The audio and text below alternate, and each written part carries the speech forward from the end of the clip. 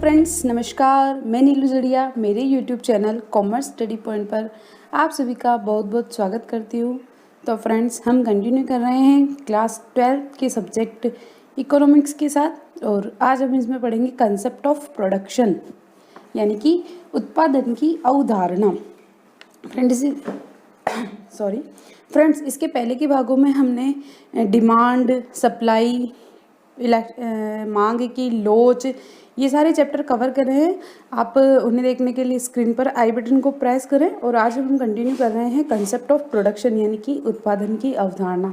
तो फ्रेंड्स, सबसे पहले इस टॉपिक को समझने के लिए हमें पता होना चाहिए कि आखिर उत्पादन क्या होता है, जब भी तो हम उसके कंसेप्ट को समझेंगे। तो सबसे पहले कि उत्पादन का अर्थ क्या है, एक अर्थशास्त्री के लिए उत्पादन का क्या अर्थ होता है। तो फ्रेंड्स, किसी वस्तु की उपयोगिता का सृजन, उपयोगिता में वृद्धि या उपयोगिता का निर्माण करना होता है। अब यानी कि आप ऐसा नहीं कर सकते कि किसी वस्तु का निर्माण करने वाली प्रोडक्शन फर्म ही क्या है, उत्पादक है। नहीं, जो कोई व्यक्ति उपयोगिता का सृजन करता है या उसकी उपयोगिता में वृद्धि करता है, वो भी क्या कहलाता है, उत्पादन ही कहलाता है। जैसे एक शिक्षक द्वारा विद्यार्थी को शिक्षा दी जाती है, तो क्या हो रहा है, उपयोगिता का सृजन हो रहा है, उपयोगिता में वृद्धि हो रही है, तो क्या कहलाएगा, ये भी उत्पादन। किसी उत्पादक फर्म द्वारा किन्हीं वस्तुओं का निर्माण करना क्या है, उत्पादन है। एक मजदूर द्वारा मजदूरी देना क्या है, उत्पादन है। किसी पेशेवर व्यक्ति द्वारा अपनी सेवाएं देना, जैसे डॉक्टर, वकील, चार्टर्ड अकाउंटेंट, ये लोग जो अपनी सेवाएं देते हैं, कंसल्टेंसी देते हैं, वो भी क्या है, उपयोगिता है। एक किसान जब खेत में काम करके अनाज उगाता है, वो भी क्या है, उत्पादन है। तो फ्रेंड्स, उत्पादन है वह वस्तुओं का भी हो सकता है और किसका हो सकता है, सेवाओं का भी होता है। अगर किसी कार्य को करने से किसी वस्तु की उपयोगिता का सृजन होता है, या उसकी उपयोगिता में क्या होती है, वृद्धि होती है, या उपयोगिता का क्या होता है, निर्माण होता है, तो वह सभी चीज़ें किस श्रेणी में आती है, उत्पादन की श्रेणी में आती है। और उन सभी को क्या कहा जाता है, उत्पादन कहा जाता है। तो ये तो था कि उत्पादन आखिर क्या होता है। अब हम डिस्कस करते हैं उत्पादन की परिभाषा की। तो ये विभिन्न अर्थशास्त्रियों ने दी है परिभाषा है इनकी, अलग अलग।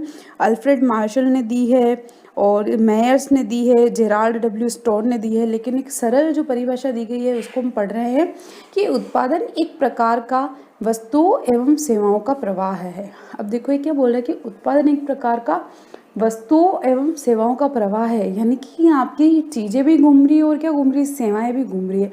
वस्तुओं से मतलब ये, आप किसी चीज़ को बनाने के लिए रॉ मटेरियल डालते हो, अपने एफर्ट्स लगाते हो, उससे आउटपुट निकलता है और उस आउटपुट को क्या करते हो, आप यूज़ करते हो। सेवाओं का प्रवाह यानी कि जैसे डॉक्टर से सेवा लेना, किसी पेशेवर व्यक्ति वकील से सेवा लेना, चार्टर्ड अकाउंटेंट से सेवा लेना, तो क्या है, ये वस्तुओं और सेवाओं का प्रवाह है। यानी कि पहले तो क्या होती है, उपयोगिता का निर्माण होता है किसी वस्तु के लिए, फिर उस उपयोगिता को अपन क्या करते हैं, उपभोग करते हैं। तो दो ही चीज़ें उपभोग करेंगे, या तो किसी वस्तु का उपभोग करेंगे, या क्या करेंगे, किसी सेवा का उपभोग करेंगे। तो उत्पादन क्या है, इन दोनों का एक प्रवाह, यानी एक सर्कल चलता रहता है कि आप यूज़ करते हो वो बनाता है, आप यूज़ करते हो वो बनाता है। तो उत्पादन की एक विशेष प्रक्रिया है, यानी कि आप पहले किसी काम को करोगे तो आपको पहले ये सब चीज़ें क्या होनी चाहिए, तय तो होनी चाहिए ना, यानी कि विशेष रूप से क्या होनी चाहिए, एक प्रोसेस आपको होना चाहिए कि हाँ, इस तरह से कोई प्रोडक्शन फर्म में किसी चीज़ का निर्माण करती है। सबसे पहले वो मशीन में क्या डालेगी, रॉ मटेरियल डालेगी, फिर वो रॉ मटेरियल प्रोसेस होगा, फिर उसका आउटपुट बन के आएगा, उसकी पैकेजिंग होगी, फिर वो मार्केट में आएगा, फिर आप उसको क्या करोगे, यूज़ करोगे। तो ये क्या है, एक विशेष प्रक्रिया है। उत्पादन प्रक्रिया के द्वारा किसी वस्तु या सेवा की मानवीय आवश्यकता को संतुष्ट करने की क्षमता में वृद्धि या क्षमता का सृजन या निर्माण होता है। अब ये क्या बोल रहा है, देखो, आप कोई उत्पादन प्रक्रिया, आप किसी प्रोसेस को फॉलो कर रहे हो, ठीक है, आपने किसी प्रोसेस को फॉलो किया और क्या बनी आपके, या तो कोई प्रोडक्ट बना, या आपकी कोई क्या बनी, सेवा बनी, है ना, सेवा बनी, कंसल्टेंसी बनी। तो अब वो उसको बना तो लिया, उसका करेंगे क्या, उस वस्तु को जब कोई मानव यानी कि कोई व्यक्ति जब उसका उपभोग करेगा ना, तो उसको क्या होगी, संतुष्टि की प्राप्ति होगी। और उस संतुष्टि की क्षमता में उसकी आवश्यकता क्या होगी, सबसे पहले संतुष्ट होगी, और जैसे ही उसकी संतुष्टि की क्षमता होगी वो क्या होती जाएगी, बढ़ती जाएगी। जैसे अपन बात करते हैं कि अपन बीमार होने और डॉक्टर के पास जाते हैं, डॉक्टर क्या देता है, उसकी सेवाएं, कंसल्टेंसी, वो अपनी सेवाएं दे रहा है आपको, आप उससे सेवा ले रहे हो, तो आप संतुष्टि प्राप्त होती है कि हाँ ठीक है, मैं ठीक हो जाऊंगा उसके द्वारा बताई गई बात को अपन फॉलोअप करते हैं, उसके द्वारा बताई गई दवाई को अपन लेते हैं, तो अपनी क्या होती है, संतुष्टि की क्षमता मिलती है, और उस क्षमता में क्या होती है, वृद्धि होती है। तो इसी तरह से उत्पादन के लिए बता रहे कि उत्पादन एक प्रकार का वस्तुओं एवं सेवाओं का प्रवाह है। उत्पादन की एक विशेष प्रक्रिया है। उत्पादन प्रक्रिया के द्वारा किसी वस्तु या सेवा की मानवीय आवश्यकता को संतुष्ट करने की क्षमता में वृद्धि या क्षमता का सृजन या निर्माण होता है। यानी कि आप कोई प्रोडक्ट यूज़ करते हो, उससे अपनी क्या करते हो, आवश्यक चीज़ों को, आवश्यकताओं को क्या करते हो, संतुष्ट करते हो। यही क्या है, उत्पादन। फिर अब इस उत्पादन कार्य को करने के लिए हमें कुछ साधनों की ज़रूरत होती है। तो उत्पादन के कुछ साधन बताए गए हैं, जिसमें पहला है श्रम। देखो, किसी भी कार्य को करने के लिए हमें क्या करना पड़ता है, एफर्ट्स करने पड़ते हैं, अपने एफर्ट्स डालने पड़ते हैं। यानी कि अपने को क्या करना पड़ता है, मेहनत करनी पड़ती है। अपने द्वारा किसी कार्य को करने के लिए मेहनत ही क्या कहलाता है, श्रम कहलाता है। जैसे कोई उत्पादन फर्म है, उसमें मजदूर है, बिना मजदूरों के मशीनरी नहीं चलेगी, किसी वस्तु का क्या होगा, उत्पादन नहीं होगा। तो वो क्या, उसका क्या हो गया, साधन हो गया कि आप बिना श्रम की किसी वस्तु का क्या कर सकते, निर्माण नहीं कर सकते। तो श्रम क्या है, श्रम है एक उत्पादन का मूल, उत्पादन का साधन है। और इसका मतलब ये होता है कि आप किसी को पैसे के बदले क्या कर रहे हो, कार्य करवा रहे हो। यानी कि धन या मुद्रा के बदले किसी से क्या ले रहे हो, शारीरिक या मानसिक कार्य करवा रहे हो, और उससे क्या हो रहा है, आपका उत्पादन हो रहा है। अब है ना, ये मात्रात्मक और गुणात्मक दोनों तरीके से हो सकता है। फिर अगला जो फैक्टर है वह है पूंजी। अब पूंजी यानी कि आपके पास किसी प्रोडक्ट को बनाने की प्रोसेस है, सब कुछ है, आपके पास बहुत सारा आइडिया कि हाँ ये मैं कर सकता हूँ, मैं इस तरह से ये प्रोसेस चला सकता हूँ। लेकिन अगर आपके पास कैपिटल नहीं है कि आप क्या इन्वेस्ट करके करोगे, तो आप उत्पादन कर ही नहीं सकते। कि जैसे अगर आप डॉक्टर बन के सेवाएं देना चाहते हो, तो सबसे पहले आपका डॉक्टर होना तो कंपलसरी ना, कि अगर आप डॉक्टर ही नहीं हो, आप उस कार्य को करने के लिए योग्य ही नहीं हो, तो उस कार्य को कैसे करोगे। उसी तरह से पूंजी, यानी कि आपके पास सब कुछ है, आप किस बिजनेस को स्टार्ट करना चाहते हैं, तो सबसे पहले आपके पास क्या होनी चाहिए, पूंजी, ताकि आप अपने बिजनेस को क्या कर सको, शुरू कर सको। फिर उसके बाद अगला जो साधन है वह है भूमि व प्राकृतिक संसाधन। यानी कि देखो, अगर आप किसी उत्पादन फर्म को बनाना चाहते हैं, और आप उसके लिए क्या चाहिए कि आपको मशीनरी, स्पेस, आप उस मशीनरी को जहाँ लगाओगे वो क्या हो जाएगा, आपकी भूमि। ठीक है, तो भूमि और प्राकृतिक संसाधन, जैसे कि पानी हो गया, हवा हो गई, ये जो अपने को प्रकृति के जो उपहार अपने को मिले हुए हैं, इन सब की क्या होती है, अपने को आवश्यकता होती है। लेकिन ये जो संसाधन होते हैं जो हमें प्रकृति द्वारा दिए होते हैं, जैसे भूमि, पानी, ये सब चीज़ें क्या है, लिमिटेड है, एक सीमित मात्रा में है। अपन चाह के भी इसका क्या कर सकते हैं, इसका उत्पादन नहीं कर सकते। भैया अपने पास ज़मीन तो जितनी है उतनी ही रहेगी, अपन ज़मीन को बढ़ा सकते हैं क्या, ठीक है, हाँ, एक ग्राउंड फ्लोर, फिर फर्स्ट फ्लोर, सेकेंड फ्लोर, अपन उसको ऊपर ऊपर बनाते जाएंगे, लेकिन ज़मीन की बेस लेवल तो जितना है उतना ही रहेगा। ठीक है ना, तो ये क्या है, ये सीमित मात्रा में होते हैं, और अपन इसको क्या कर सकते हैं, बढ़ा नहीं सकते हैं। और उत्पादन के लिए ये होना बहुत ही आवश्यक है। तो ये उत्पादन के साधन के रूप में क्या होती है, प्रयुक्त होती है। फिर अगला है तकनीक एवं प्रबंध। अब ये तकनीक और प्रबंध क्या बोल रहा है कि आप कोई उत्पादन कर रहे हो, तो आपकी उत्पादन की मात्रा ज़्यादा हो, आपकी उत्पादन लागत कम आए, आपके द्वारा किया जाने वाला उत्पादन जो हो क्या हो, वो अच्छी क्वालिटी का हो, उसकी गुणवत्ता क्या हो, बहुत अच्छी हो। तो आप क्या करते हो, किसी अच्छी तकनीक का यूज़ करते हो, यानी कि अच्छी टेक्नोलॉजी, आप इतनी अच्छी मशीन का यूज़ कर रहे हो कि उससे जो उत्पादन होते हैं, जो यूनिट्स बनती है, वो बहुत ही शानदार बनती है ना, उसकी क्वालिटी बहुत अच्छी है, टाइम कम लगता है, और प्रोडक्शन बहुत ज़्यादा क्वांटिटी में एक साथ हो जाता है। तो आप क्या करोगे, अच्छी टेक्नोलॉजी का यूज़ करोगे।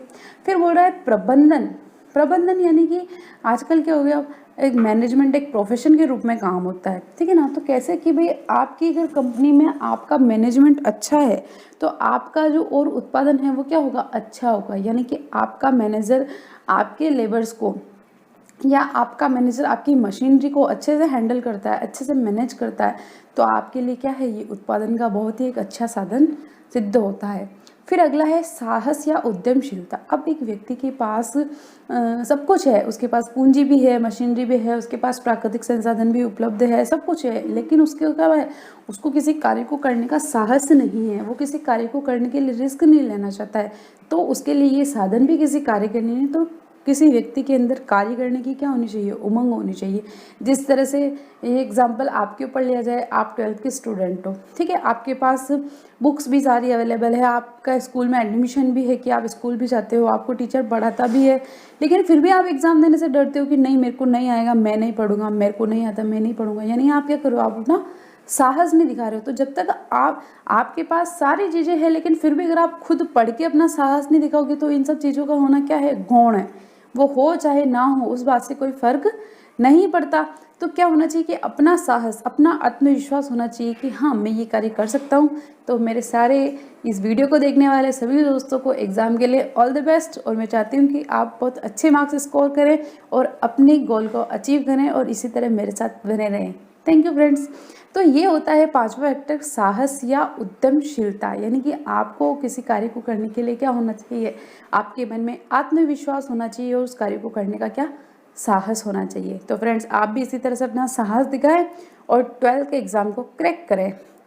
फिर उसके बाद अगला मैं बता रही हूँ उत्पादन सिद्धांत की अवधारणाएं, कि भाई ये तो सब हो गया कि उत्पादन क्या होता है, उत्पादन की क्या परिभाषा है, उत्पादन के लिए क्या साधन चाहिए होते हैं। तो अब अपन पढ़ रहे हैं उत्पादन का सिद्धांत, और उस उत्पादन के सिद्धांत में हमने को कुछ क्या दे रखी है, अवधारणाएं दे रखी है। उसमें पहली जो अवधारणा बताई गई है वो बताई गई है कुल उत्पादन से संबंधित। अब एक कुल उत्पादन क्या होता है, तो फ्रेंड्स एक समय अवधि में उत्पादन के सभी साधनों का प्रयोग करके प्राप्त हुआ उत्पादन। यानी कि आपने कोई प्रोडक्शन यूनिट है आपकी, और एक पर्टिकुलर पीरियड में, यानी कि आपने माना कि 1 साल का समय ले लिया, उस 1 साल में आपने जितने भी लेबर यूज़ की, जितनी भी मशीनरी यूज़ की, उन सबका यूज़ करके, जितने भी प्राकृतिक संसाधन यूज़ करके, और आपने कितना प्रोडक्शन किया कि हमने इस 1 साल में 10,000 यूनिट का निर्माण किया। तो वो जो 10,000 यूनिट आपने बनाई है वो क्या है, आपका टोटल प्रोडक्शन। ठीक है, तो टोटल प्रोडक्शन जो होता है, ठीक है, टोटल प्रोडक्शन का एक फॉर्मूला दिया गया है, वो बताया गया AP मल्टीप्लाइड बाय L, यानी कि average production multiplied by labour, श्रम की संख्या। यानी कि आपका औसत उत्पादन जिस दर से हो रहा है, औसत उत्पादन यानी कि आपके द्वारा जितना उत्पादन किया जाता है और उस उत्पादन को करने के लिए जितने आपने क्या की है, श्रम, लेबर को यूज़ किया है, और पर यूनिट आपका जो आ रहा है, लेबर पर यूनिट जो आ रही है, या फिर एक यूनिट को बनाने के लिए जितनी लेबर लग रही है उसको आप किससे गुणा कर दो, टोटल लेबर से, तो आपके पास क्या आ जाएगा, कुल उत्पादन, यानी कि टोटल प्रोडक्शन। फिर उसके बाद अगला जो पॉइंट है वह है औसत उत्पादन, यानी कि एवरेज प्रोडक्शन की। पर ये बता रहा है कि आपने जितनी श्रम की यूनिट का यूज़ किया है, उन यूनिट को यूज़ करके आपने जितनी यूनिट बनाई है, तो वो पर लेबर यानी कि पर श्रम की संख्या पे कितने यूनिट का निर्माण हुआ है। यानी कि एक एग्जांपल लेते हैं, आप घर पे रोटी बनाते हो, आपको रोटी बनाने के लिए आधा घंटा लगता है, ठीक है, और आप उस आधे घंटे में कितनी रोटी बना लेते हो, 30 रोटी बना लेते हो, ठीक है। तो आपका एवरेज प्रोडक्शन पर रोटी क्या हो जाएगा, आपने कुल कितनी रोटी बनाई है, आपका टोटल प्रोडक्शन है 30, ठीक है ना, 30 रोटी बनाई है, और आप उस रोटी को बनाने वाले कितने व्यक्ति हो, एक ही हो, आपने अकेले ने बनाई है, यानी कि आपकी लेबर श्रम संख्या कितनी है, 1। तो 30 से डिवाइड बाय 1 आपका एवरेज प्रोडक्शन क्या हो जाएगा, 30, ठीक है। और अगर आप माना कि आप और आपकी सिस्टर, आप 2 जने मिलकर क्या कर रहे थे, रोटी बना रहे थे, और आपने रोटी बनाई 40, और आप काम कौन कर रहे थे, 2 जने, तो 40 डिवाइड बाय 2, यानी कि आपका एवरेज प्रोडक्शन कितना हो जाएगा, 20 पर लेवल, यानी कि एक व्यक्ति ने कितनी बनाई है, 20 रोटी। ये तो औसत उत्पादन। फिर उसके बाद होता है सीमांत उत्पादन। देखो सीमांत उत्पादन से, जहाँ भी सीमांत वर्ड आएगा ना, तो आपको उसका मतलब लेना है चेंज से, कि किसी एक यूनिट को बढ़ाने से कुल में कितना वृद्धि हुई है। यानी कि आप 10 मजदूर मिलके आपकी फैक्ट्री में काम कर रहे थे और आपने एक 11वां मजदूर लगा दिया, तो जब 10 मजदूर कार्य कर रहे थे तो आपकी उत्पादन की जाने वाली यूनिट थी 1050, और जैसे ही आपने 11 मजदूर लगाया आपकी यूनिट हो गई 1120। 1050 से कितनी हो गई, 1120। तो 1050 से 1120 में जो अंतर आया, यानी कि आपकी जो 70 यूनिट बढ़ी है, वह कैसे बढ़ी है, आपने किसी एक लेबर एक्स्ट्रा लगाया, तो किसी एक या श्रम की इकाई को बढ़ाने से आपके कुल उत्पादन में जो वृद्धि होती है वो क्या कहलाता है, आपका सीमांत उत्पादन। तो इसका सूत्र जो होता है वो होता है marginal production is equal to change in total production divide by change in labour, यानी कि delta TP upon delta L. ठीक है, कि श्रम की किसी एक यूनिट को बढ़ाने से आपके कुल उत्पादन में जो वृद्धि होती है वो क्या कहलाती है, सीमांत उत्पादन। अब अपन पढ़ रहे हैं ये उत्पादन का सिद्धांत, इसकी कुछ बातें हैं। इसमें पहला ये बोल रहा है कि औसत उत्पादन व सीमांत उत्पादन के परिवर्तन एक दूसरे से जुड़े हुए होते हैं। सीमांत उत्पादन के तात्कालिक परिवर्तन को बताता है। अभी क्या बोल रहा है कि आपका जो एवरेज प्रोडक्शन है और आपका जो मार्जिनल प्रोडक्शन है वो दोनों एक दूसरे से क्या होते हैं, कनेक्ट रहते हैं। क्योंकि सीमांत उत्पादन जो है वो तो क्या बताता है, तात्कालिक, यानी आपके किसी एक यूनिट को आपने चेंज किया, लेबर की एक यूनिट को चेंज किया और आपके कितना डिफरेंस आया, तो आपका क्या तात्कालिक जो परिवर्तन हुआ है तुरंत, यानी कि बस आपने थोड़ा सा चेंज किया और टोटल प्रोडक्शन में कितना चेंज हुआ तो वो बता देता है। तो क्या बोल रहे हैं कि सीमांत उत्पादन आपके तात्कालिक परिवर्तन को क्या करता है, बताता है। फिर दूसरा बोल रहा है कि सीमांत उत्पादन के परिवर्तन सदा औसत उत्पादन के परिवर्तन की तुलना में अधिक बढ़ते हैं अथवा घटते हैं। देखो ये लाइन जो है ये ऐसे बोलती है कि जब अपन ग्राफ पेपर पर मार्जिनल प्रोडक्शन और एवरेज प्रोडक्शन का जब ग्राफ बनाते हैं तो पहले तो ये क्या करते हैं, बढ़ते हैं। ठीक है, पहले दोनों बढ़ रहे हैं। ठीक है, लेकिन जैसे ही औसत उत्पादन अधिकतम हो जाएगा ना, उस औसत उत्पादन के अधिकतम की दशा में सीमांत उत्पादन क्या होगा, उसको काटेगा। उसको काटते ही फिर औसत उत्पादन तो फिर धीरे धीरे घटेगा और मार्जिनल जो होगा वो क्या हो जाएगा, तीव्र गति से क्या हो जाएगा, घट जाएगा। तो ये दोनों साथ साथ बढ़ेंगे। फिर जब औसत उत्पादन ज़्यादा हो जाएगा, हाईएस्ट लेवल पे होगा, तो मार्जिनल उसको क्या करेगा, कट करेगा और दोनों का ग्राफ क्या हो जाएगा, दोनों नीचे आने लग जाएंगे। यानी बढ़ेंगे जब दोनों साथ बढ़ेंगे, घटेंगे जब दोनों साथ घटेंगे, लेकिन उन दोनों की जो स्पीड होगी क्या होगी, उन दोनों की स्पीड में क्या होगा, अंतर होगा।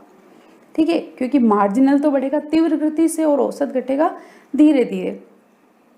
फिर इसका अगला पॉइंट ये बोल रहा है कि सीमांत वक्र औसत उत्पादन वक्र के क्या होता है, ऊपर होता है। यानी कि जब आप आपका मार्जिनल कर्व बनाते हो, मार्जिनल प्रोडक्शन का कर्व बनाते हैं ना, तो क्या होता है, एवरेज प्रोडक्शन कर्व के क्या होता है, ऊपर होता है।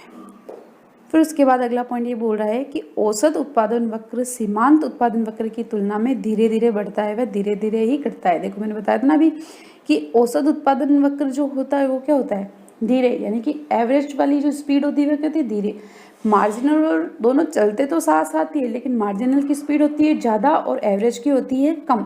लेकिन जैसे ही औसत उत्पादन क्या होता है, सबसे ज़्यादा उसके टिगर को प्रेस करता है, वहाँ पे मार्जिनल आता है, उसको कट करता है, फिर मार्जिनल तो तीव्र गति से नीचे गिरने लग जाता है और एवरेज प्रोडक्शन वापस क्या हुई, धीरे धीरे नीचे आने लग जाता है। तो ये दोनों साथ साथ चलते हैं, लेकिन स्पीड क्या होती है, दोनों की चेंज होती है।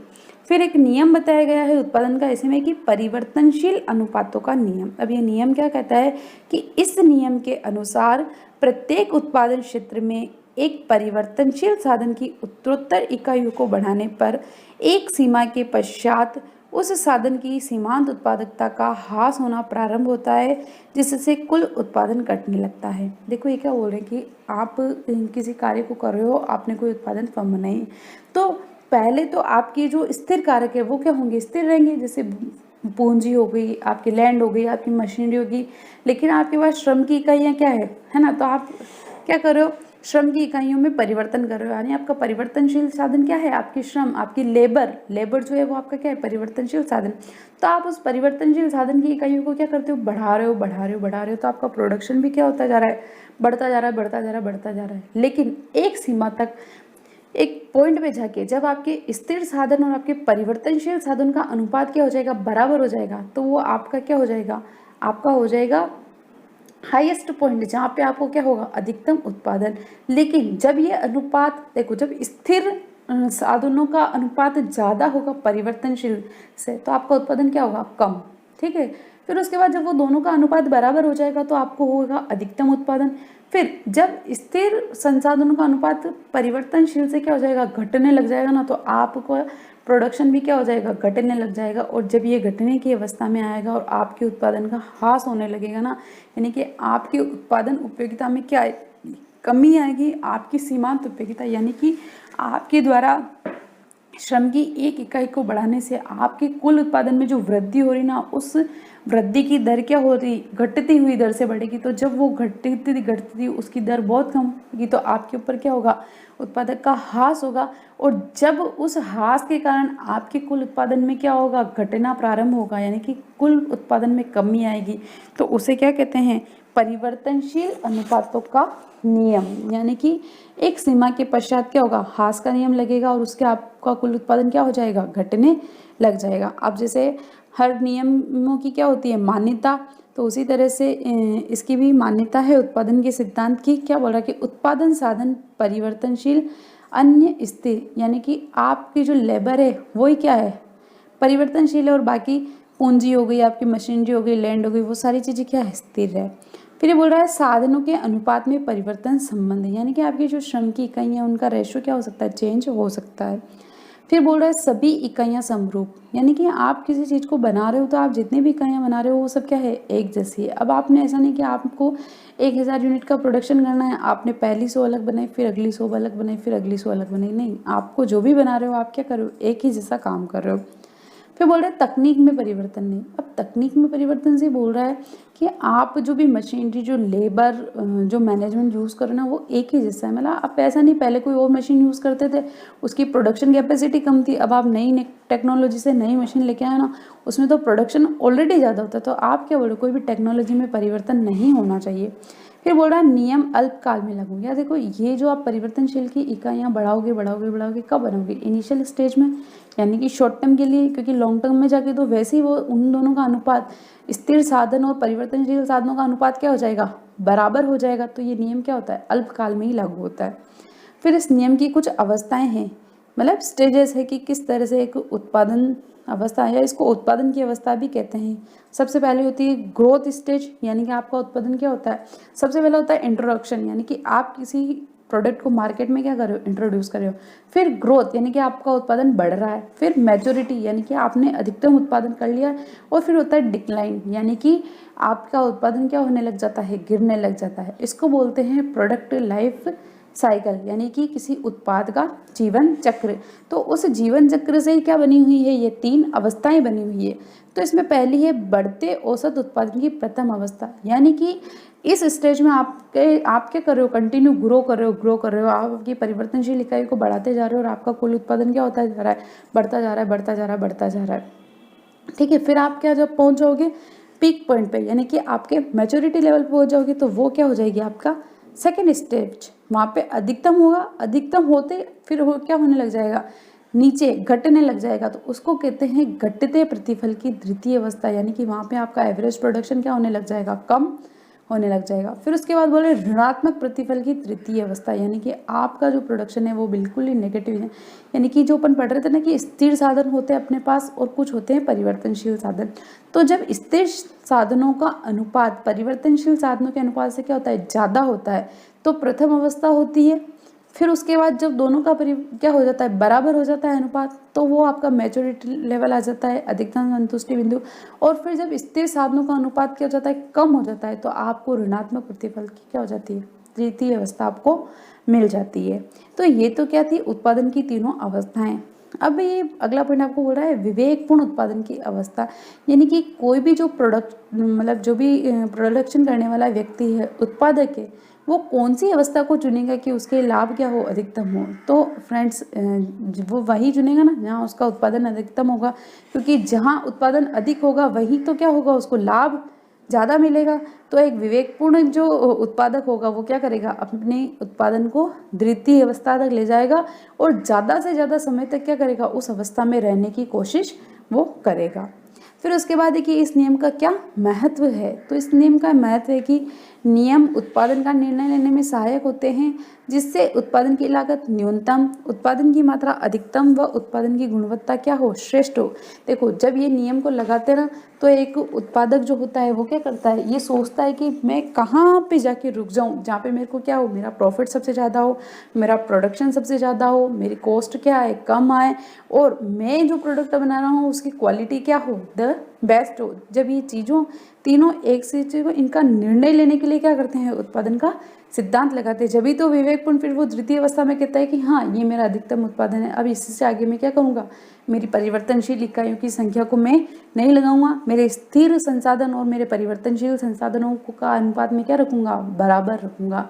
तो उससे मेरे को क्या होगा, अधिकतम उत्पादन होगा, अधिकतम लाभ होगा और क्या होगी, मेरी गुणवत्ता क्या होगी, श्रेष्ठ होगी। तो फ्रेंड्स ये था कंसेप्ट ऑफ प्रोडक्शन, उत्पादन की अवधारणा जो हमने आज डिस्कस की है। मुझे लगता है कि ये आपके लिए बहुत रिवीजन करने के लिए बहुत हेल्पफुल होगी। तो फ्रेंड्स मेरे इस वीडियो को इसी तरह से अपने फ्रेंड्स के साथ शेयर करते रहें। फ्रेंड्स आपको मेरा ये वीडियो कैसा लगा, यदि आप मेरे इस वीडियो को पसंद करते हैं तो इसे लाइक करें, सब्सक्राइब करें और अपने फ्रेंड्स के साथ शेयर ज़रूर करें। थैंक यू फ्रेंड्स, मिलते हैं आने वाले भागों में, तब तक के लिए बाय बाय, थैंक यू।